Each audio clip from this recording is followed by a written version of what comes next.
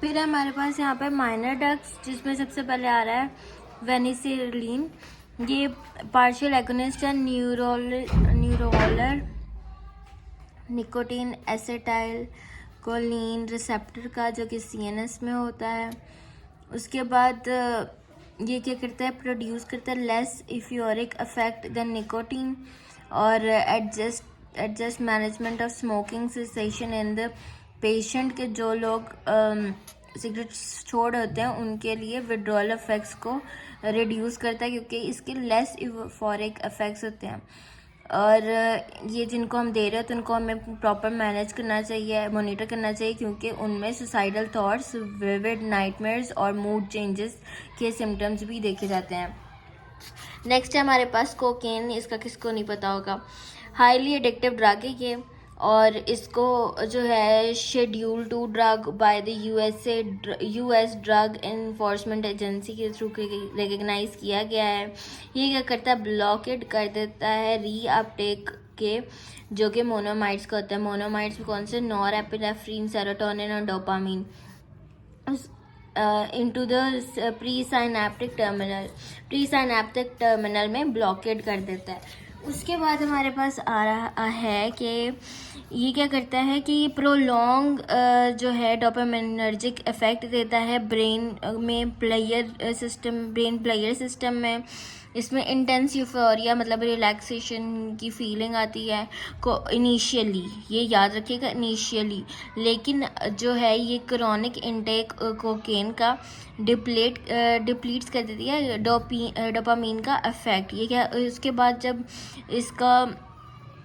इसकी फिर क्रेविंग ज़्यादा होती रहती है, और ये जो है कि कोकेन लेके टेम्प्रेरी रिलीफ मिलता है, लेकिन इन टर्म्स ये सीवियर डिप्रेशन कॉज करता है। देन है हमारे पास एम्फेथामाइन। ये क्या, सिंपथेटिक अमाइन है, और इसके न्यूरोलॉजिकल और क्लिनिकल इफेक्ट्स हैं सिमिलर टू द कोकेन। ठीक है, ये स्मोक और प्रेफर्ड बाय स्मोक और दूसरे तरीक़ों से भी यूज़ किया जाता है बाय अब्यूज़र्स, और सिंथेटिक डेरिवेटर है ये मिथाइल एम्फेथामाइन का।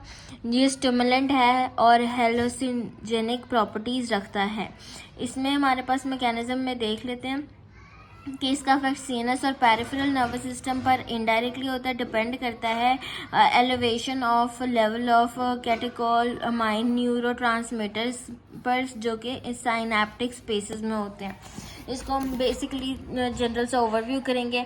उसके बाद सीएनएस में क्या होता है कि मेजर बिहेवियरल इफेक्ट क्रिएट होता है। ये कॉम्बिनेशन ऑफ डोपामीन और नॉरएपिनेफ्रिन रिलीज एनहांस कराता है प्रॉपर्टीज़, जिन दोनों के कॉम्बिनेशन से ज़्यादा इन्हांस प्रॉपर्टीज़ उसकी शो होती हैं, और इसको ये स्टिमुलेट करता है सेरेब्रो स्पाइनल एक्सिस को, कॉर्टेक्स को, ब्रेन स्टेम को, मेड्यूला को।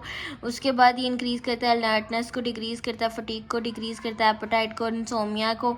उसके बाद ये therapy for hyper activity in children use किया जा सकता है, नार्कोलेप्सी में यूज़ होता है, एपेटाइट कंट्रोल में यूज़ होता है। इसका हाई डोज साइकोसिस और कन्वल्यूशंस भी कॉज कर सकता है।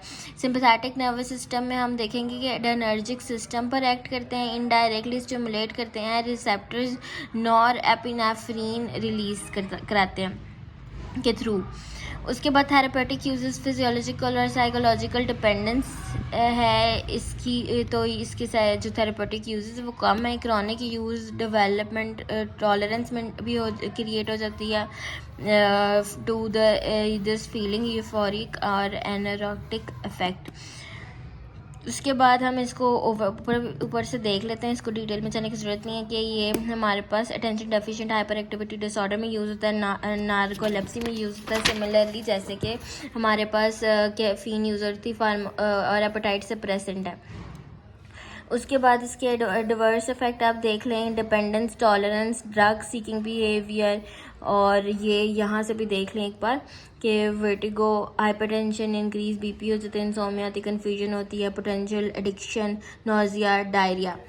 देन हमारे पास इसके एडवर्स इफेक्ट सीएनएस पे भी हैं, कार्डियोवास्कुलर सिस्टम पे भी, जीआईटी पे भी हैं, और कॉन्ट्राडिक्शंस ये यहाँ पे दी हुई हैं कि जो जिनको hypertension, cardiovascular disease, hyperthyroidism, glaucoma और हिस्ट्री ऑफ ड्रग अब्यूज़ है उनको ये नहीं देने हैं।